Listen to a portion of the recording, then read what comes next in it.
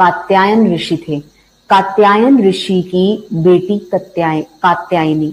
ऋषि कात्यायन ने ऑलरेडी उससे वरदान मांगा था देवी से कि आप मुझे एक बार मेरे घर में पुत्री देना। तो ऋषि की तपस्या से खुश होकर देवी माँ ने उसके घर में बेटी को प्रकट किया। अब बेटी जब प्रकट हुई, एक हिमालय के रूप में प्रकट हुई कि ऐसे उनसे घर में एक पर्वत सा बन गया, और जब वो पर्वत धीरे धीरे खत्म होने लगा तो वो पुत्री का उसने रूप लिया, कात्यायनी का।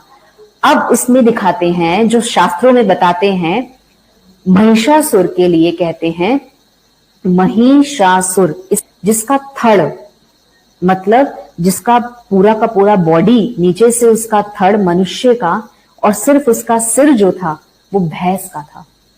तो थड़ पूरा मनुष्य का और बाकी, अब उसको मारे कौन?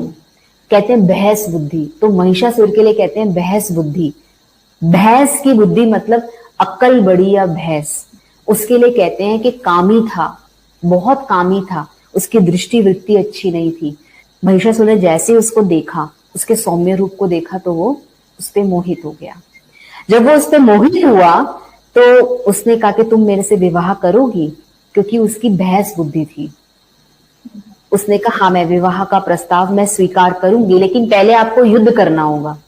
तो युद्ध के टाइम पर, और महिषासुर को ये वरदान था कि उसको कोई भी मार नहीं सकता। उसको ना कोई जानवर मार सकता, ना उसको कोई इंसान मार सकता, कोई भी नहीं मार सकता। लेकिन एक बात उसने नहीं कही कि उसको कोई फीमेल नहीं मार सकती। तो अब देवी फीमेल के रूप में उसके सामने आई।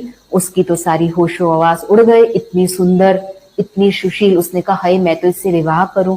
और वैसे भी उसको कामी दिखाते थे, वृत्ति से अहंकारी और कामी।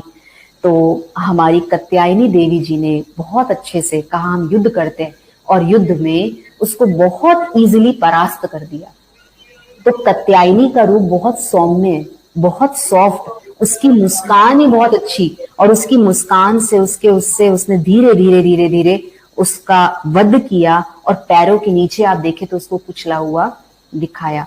तो इसका आध्यात्मिक रहस्य क्या है कि हमारे अंदर बहुत ऐसी शक्तियां हैं, बहुत ऐसी चीजें हैं, इसको हम ग्रहण करें और धीरे धीरे इस स्पिरिचुअल सिग्निफिकेंस को जानते हुए अपने अंदर के विकारों को शांत करें और अपने सौम्य रूप को देखें, शक्ति को देखें, शक्ति रूप को निखारें और परमात्मा से शक्ति में वरदान लें।